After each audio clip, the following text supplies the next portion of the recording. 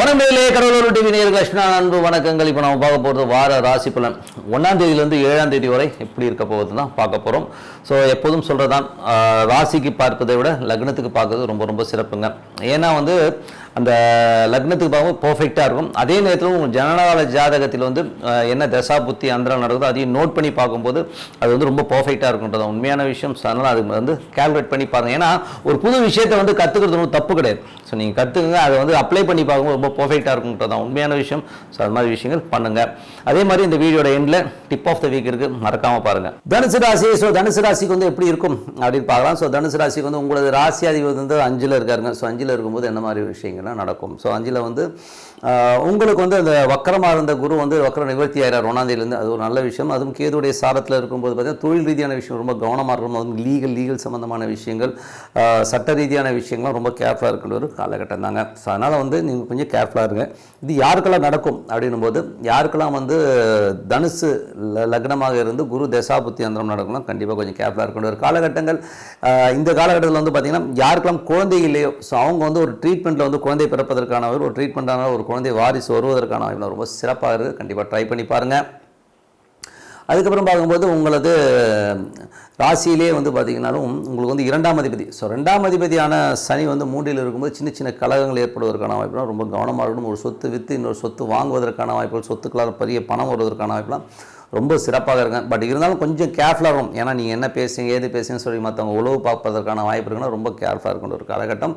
So கொஞ்சம் பார்த்து நடந்துக்க வேண்டியது ரொம்ப ரொம்ப அவசியங்க.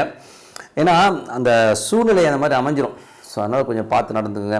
ஏன்னா சில நேரங்களில் நம்ம ஏதாச்சும் விளையாட்டாக பேசும், அதே சில பேர் பிடிச்சிட்டு அதனால் வம்பு வழக்கில் வர்றதுக்கான வாய்ப்பு ரொம்ப கேர்ஃபுல்லாக இருக்கணும் ஒரு காலகட்டங்கள்.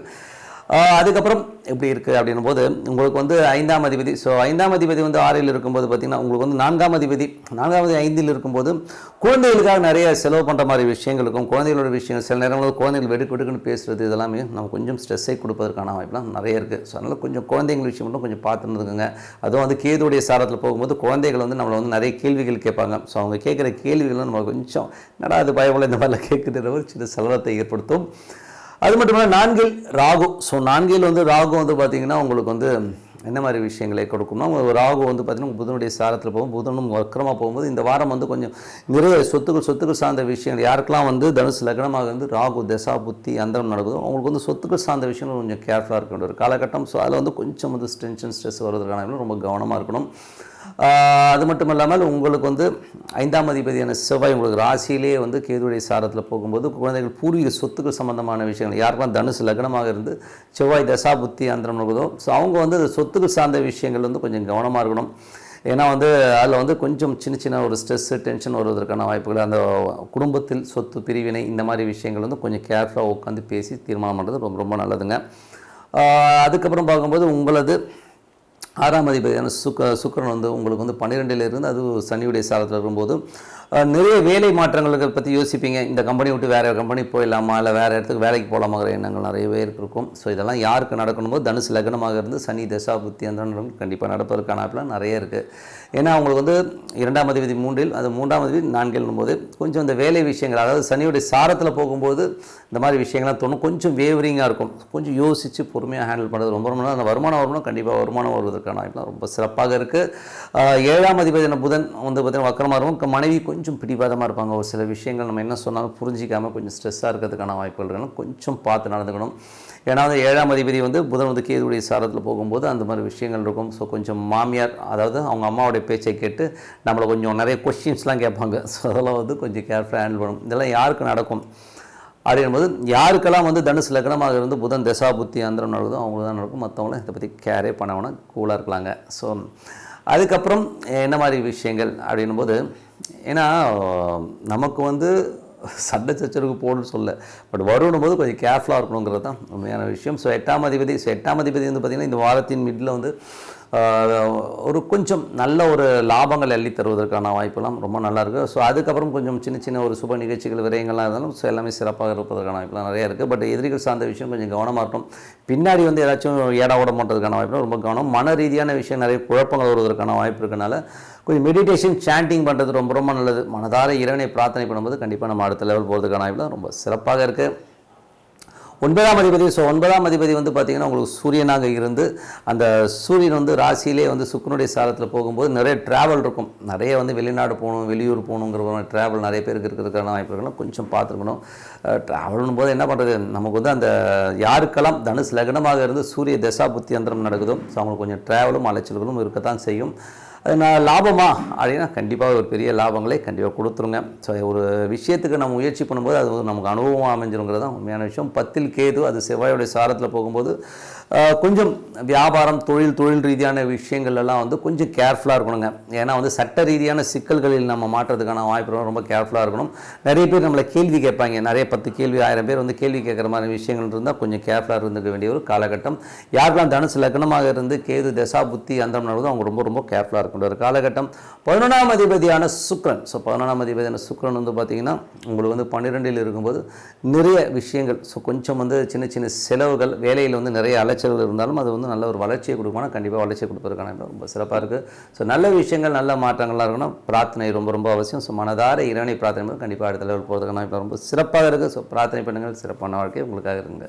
Tip of the week. So tip of the வீக்கில் வந்து இப்போ நம்ம என்ன பார்க்க போகிறோம்னா, எல்லோருக்குமே ஆங்கில புத்தாண்டு வாழ்த்துக்களுங்க. ஸோ இந்த வருஷம் எல்லாருக்குமே சுபிக்ஷமாகவும் சந்தோஷமாக இருக்கணும்னு சொல்லிட்டு இறைவனை பிரார்த்திக்கிறேன். ஸோ இந்த வருடம் எப்படி இருக்குது அப்படின்னும்போது எனக்கு வந்து இந்த டிப் ஆஃப் த வீக் போடணுன்றதுக்கு மெயின் காரணம் வேறு எங்கள் வீட்டில் இருக்கவங்களே சார் இந்த ஆண்டு எப்படி இருக்கும் எண்டா இருக்குன்னு சொல்லி பக்கத்து வீட்டுக்காரும் சரி. அதே நேரத்தில் வந்து பார்த்தீங்கன்னா எங்கள் வீட்டு மாமியார் வந்து என்ன ஃபோன் பண்ணி கேட்குறாங்க, என்ன மாப்பிள்ள என்ன ஏடாவடமாக போட்டிருக்காங்க, இப்படிலாம் போட்டிருக்காங்க, இப்படி ஆகிடுமா அப்படி ஆகிடுமான்னு சொல்லிட்டு ஒரு படபடப்பாகவே பேசிகிட்டு இருந்தாங்க.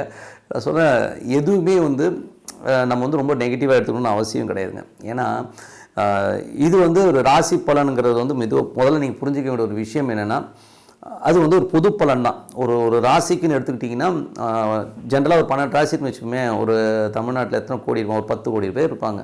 ஒரு 12க்கு பிரிச்சுக்கின்னு வைங்களேன், ஒரு 80 லட்சம் பேர் வந்து மினிமம் ஒரு ராசியில் வந்துடுவாங்க. ஸோ 80 லட்சம் பேருக்குமே அப்படி ஆகுமா? ஸோ 80 லட்சம் பேர் செத்து போயிடுவான்னு சொல்லி ஒரு ராசி பலன்னு சொல்லிட்டாங்க, 80 லட்சம் பேர் சாக முடியுமா? யோசிச்சு பாருங்கள். ஸோ இதெல்லாம் வந்து நடக்காது. எப்படின்னா உங்கள் தசாபுக்தி கனெக்ட் ஆகும்போது ஒரு சில விஷயங்கள் நடக்கும், அதை நம்ம நோட் பண்ணிவிட்டு பண்ண முடியும். ஏன்னா ஒரு தனிப்பட்ட ஜாதகத்தை வச்சு நம்ம கணிக்கும் போதே பார்த்திங்கன்னா எப்பேற்பட்ட வஸ்தாது பெரிய கிங்குன்னு சொல்கிற ஜோதிடராக இருந்தாலும் ஒரு 75% வேறு சொல்ல முடியாது. அப்படி 100% சொன்ன ஆளுங்களாம் இருந்திருக்காங்க, இல்லைன்னு சொல்ல மாட்டேன் நான். அது பெரிய மேதாவிகள்லாம் இருந்திருக்காங்க, கிருஷ்ணமூர்த்தியெல்லாம் இருந்திருக்காரு, கிருஷ்ணமூர்த்தி பദ്ധதியெலாம் இருந்திருக்காங்க. பட் இதை வந்து நீங்கள் நெகட்டிவான விஷயங்களை மைண்டில் போய்ட்டு குழப்பிக்கிட்டு, எனக்கு தெரிஞ்ச ஒருத்தர் சொன்னார் 7.5 வருஷம் சார் 7.5 வருதுன்றாங்க, நான் எதுவுமே பண்ண போகிறதில்ல சார், நான் கம்முன்னு உட்காருவேன். 7.5 வருஷத்தை வேஸ்ட் பண்ணுறேன், வாழ்க்கையில் வாழ்நாள் கிடைக்கிறதே பெரிய விஷயம். அது வந்து 7.5 வருஷம் வந்து நான் எதுவுமே பண்ண மாட்டேன்னு சொல்கிறாரு. ஸோ எவ்வளோ பைத்தியத்தனமான விஷயம் பாருங்கள். இதுக்கு ஒரு உதாரணம் சொல்கிறேங்க இல்லைங்க.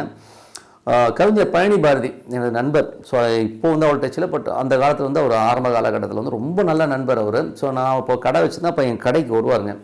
அப்போ பேசும்போது அவர் சொன்னார், தலைவர் அப்போயே நான் ஜோசியம் பார்ப்பேன். ஸோ அப்போ என்கிட்ட சொன்னார், என்ன தலைவர் 7.5 நடக்குதுன்னு சொல்கிறாங்க.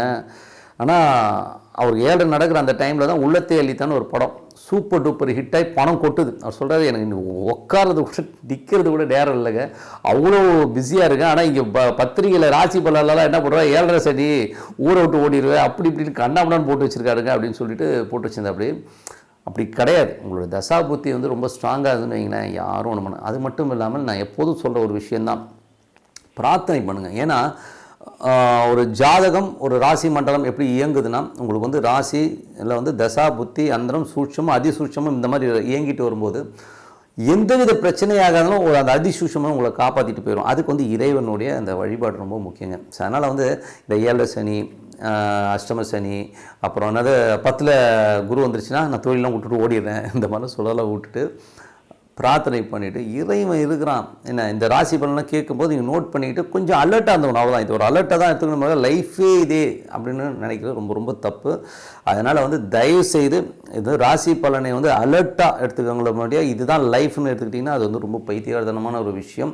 எதுக்கு சொல்கிறேன்னா, உங்களோட தசாபுத்தி அந்தரங்கள் தான் வேலை செய்யும் 100%. ராசி பலன்கிறது இதில் வந்து ஒரு 60% நடந்தால் பெரிய விஷயம், 60 to 65%. ஏன்னா 80 லட்சம் பேருக்கும் ஒரே மாதிரி வராதுங்கிறது தான் உண்மையான விஷயம். ஸோ அதனால் உங்களோட தனிப்பட்ட ஜாதகம் தான் உண்மையாக வேலை செய்யும். மற்றவங்களாம் இதை பற்றி ரொம்ப பெருசாக மண்டையை போட்டு உடச்சிக்க வேணாங்கிறது தான் என்னுடைய ஒரு கருத்து. ஏன்னா இது வந்து மற்றவங்க குறை சொல்கிறதுக்காக, இப்போ நானும் ராசி பலன் போகிறதான் போகிறேன். இப்போ வந்து ஆங்கில புத்தாண்டு பலன் கண்டிப்பாக போட்டுருவோம், ஆனால் ஆங்கில புத்தாண்டு பலன் நீங்கள் என்ன பார்க்கணும், உங்கள் தசா புத்தி அந்தரங்களுக்கு என்ன இருக்குதுன்றத நோட் பண்ணி வச்சுட்டு பார்க்கணும். அது ரொம்ப பர்ஃபெக்டாக இருக்குங்க. ஸோ அதனால் ரொம்ப குழம்பாதீங்க, ஓகேங்களா.